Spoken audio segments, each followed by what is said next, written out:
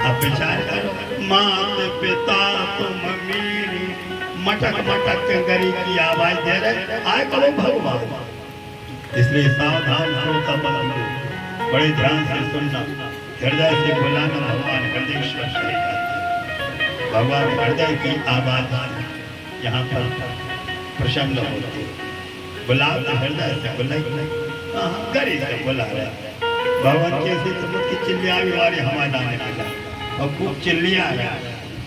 जब हृदय से बोले होता बात तो सज्जनों हृदय से आवाज लगाती थी, तो जब कब आओगे घनश्याम हमारे घर, तो भगवान गए उसका आदर से सत्कार स्वीकार किया।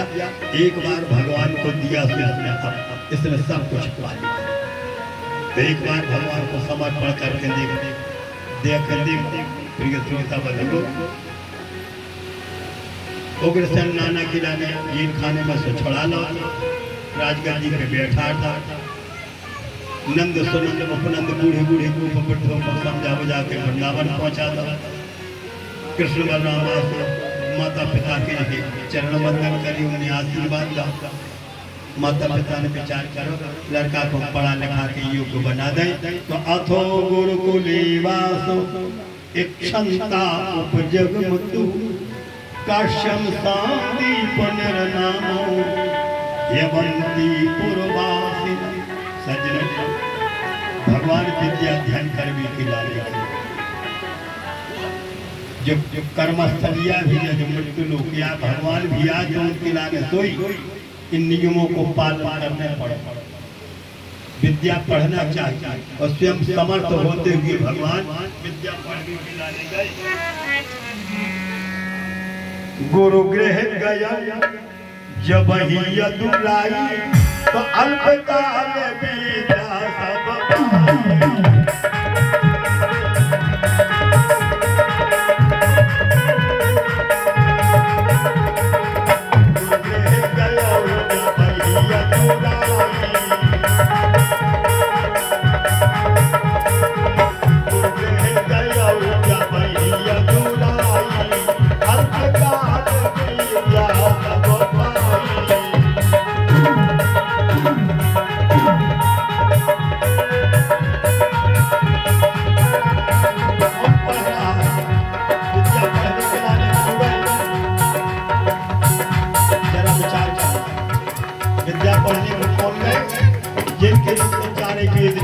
सब जाके सहज श्वास सुधिकारी,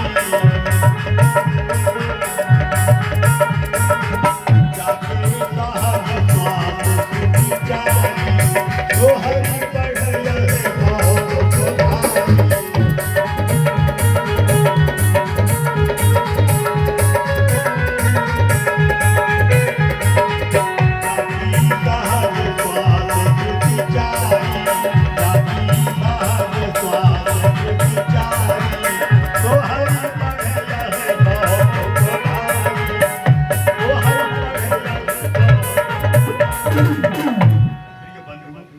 जिनके मुख से चारे वेद निकले वे पढ़ भी खिलाए।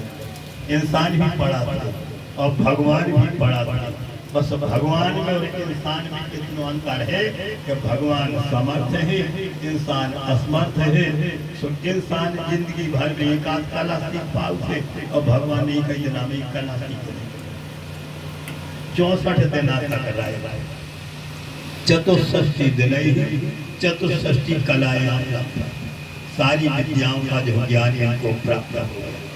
कृष्ण बलराम गए और वहाँ पर विद्या ध्यान किया उज्जैन में 7 के यहाँ पर। और जब विद्या का अर्जन हो गया, जब ज्ञान मिल गया, तो कृष्ण जाकर के उसी समय अपने गुरुदेव के चरणों में प्रणाम करते। धन्य हो गुरुवर, धन्य हो गुरुदेव, आपने हमको विद्या का दान दिया, तो हम भी आपको इसके बदले में दक्षिणा चुकाना चाहते हैं। जिसके द्वारा ज्ञान मिला था वो खुद दक्षिणा देना पड़ा, उसको दक्षिणा चुकाने पड़ा था। बिना दक्षिणा के लिया हुआ ज्ञान अधूरा माना जाता था। रघुवंश महाकाव्य में कथा आती है कि कौसम प्रपेदे वर्तन्तु शिष्या। त्रेता युग की कथा सुना रहा है। त्रेता युग में एक कौत्स नाम का लड़का था। कौत्स नाम का विद्यार्थी था और इनके गुरु का नाम था वर्तंत। रघुवंश महाकाव्य की कथा बता रहे हैं। कौत्स नाम का बालक गुरुकुल में विद्या पढ़ने के लाने गया।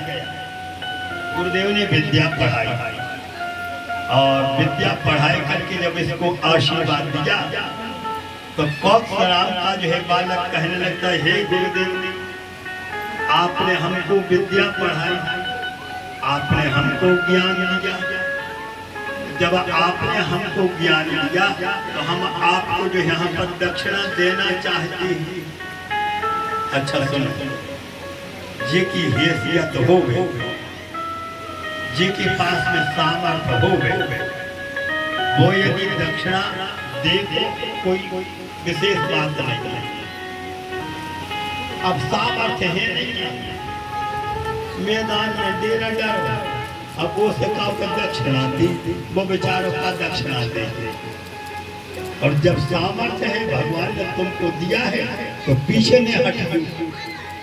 गुरु बाबा देख रहे, ब्रह्मचारी बन के आए थे, तौलिया लपेटे हो, राख लपेटे हो, तुम हमारा ने का दक्षिणा दे। गुरु बाबा ने खूब लोगों को, बेटा कौत्स मान जाओ, कौत्स मान जाओ, तुमने पढ़ो है श्रद्धा पूर्वक, हम तुमको आशीर्वाद दे रहे।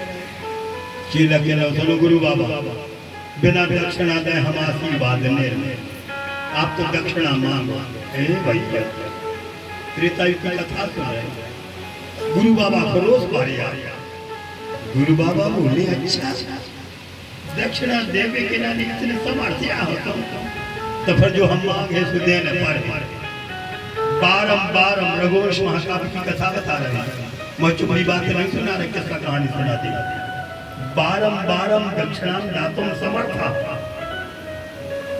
बार बार तुम आग्रह कर रहे हो, बारंबार दक्षिणा दातुम समर्था तर्हि ममाज्ञां पालयो चतुर्दश कोटिमितां स्वर्ण मुद्रायां समानीयताम्। अब चुकाओ दक्षिणा। गुरु बाबा को आगाओ रोज में भर के गई, हम तुम्हारी स्थिति यह देख रहे कि भैया तुमने श्रद्धा से पढ़ा है, हमें तो मिल गई दक्षिणा। दक्षिणा देने, दक्षिणा देने तो सुनो, हम साधारण दक्षिणा ले लें 14 करोड़ 14 कोटि में था। 1004 कितने हो गए भैया? 1004 14 बाल बच्चे तक को प्यार है। रंगोली के तुम्हारे बेटा को प्यार है, क्या ना 1004 तो 14 कोटि में था। कोटि कहते हैं करोड़ की लाइन, कोटि कहते हैं करोड़ की लाइन। गुरु बाबा बोले, अच्छे दक्षिणा चुका 14 करोड़ सोने की मोहर धार दे हमारा। अब तब नहीं आपका कौत्स नाम तो विद्यार्थी त्रेता युग की कथा सुना रहा है। वो समय में अयोध्या नगरी में भगवान के पूर्वज, भगवान राम के पूर्वज जिनको नाम तो रघु राजा, राजा रघु को नाम सुनो जी आप, उनको हतो राज अयोध्यापुरी में कौत्स नाम का विद्यार्थी अब जा रहे और राजा साहब से किया है, राजा साहब से कह रहे कि बिल्कुल तुम तो ये 14 करोड़ सोने की मोहरें दे दी, हमें गुरु दक्षिणा चुकाओगे। फसा तो भारी है लड़का के लाने, राजा साहब के दूरी में ये भी नाई न खाए। अच्छा वो जो पता नहीं आता, कोई समय पर राजा रघु ने यज्ञ करो और यज्ञ करो सो आंख बंद करके यज्ञ करो। और जब दक्षिणा गई तो हाथ ऊंची खोल के दक्षिणा गई। इतना बड़ो राजा, खजाना खाली होगा, जिन्हें जो कछु मानो मांगो सो वही मिलेगा। खजाने में जो कछु बचो तो जब यज्ञ होगा तो कहेंगे राजा यदि आप दान दाता हो तो खजाना हमारे नाम से करता। तो ब्राह्मण के लाने राजा रघु ने खजाना दे दो। अब का बचो? अकेले देवी को घर बचो। धन्य हरे राजा रघु जैसे दान पुण्य करो, अकेले रेवी को घर बचो। जब रेवी को घर बचो उसी समय माही समय एक साधु आयो, राजा रघु सो वचन सुना।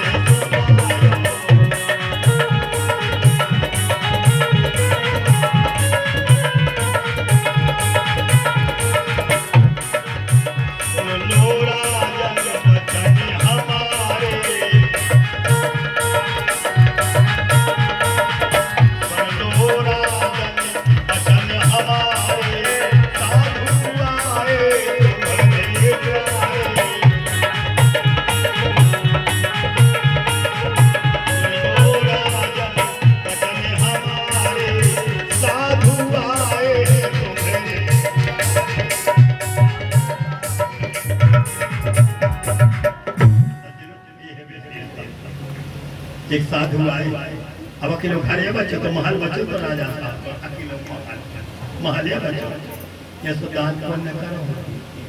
साधु बाबा आए, उनको देख के जो राजा रघु खड़े हो गए रानी के सहित, और उसी समय पूछा कौन ब्राह्मण जी का चाहिए। साधु बोले हम जैसे साधु खिलाने देवो आसान नहीं है, हम जब मांगा था सो देवी वारी से दे सको तो मांगे नहीं तो मांगो। राजा रघु बोले जो मांग हो सो मिले।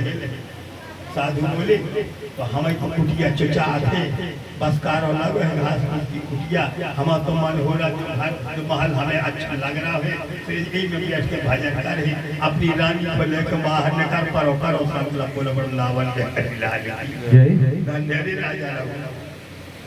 साधु के लाने उसी समय उन्होंने महल दान में दे दिया, और महल दान में दिया रानी के साथ एक माटी को डबला था नहीं माटी के डबला में भरो पानी, और खप्पर में निकलना वहाँ पर थोड़ा सा आट और जल के रानी के साथ सरजू नदी के किनारे पे पहुंची। सरजू नदी के किनारे पे जाके उन्होंने जो है आज एक बढ़िया को पेड़ो हतो बट वृक्ष के नीचे डेरा डाला।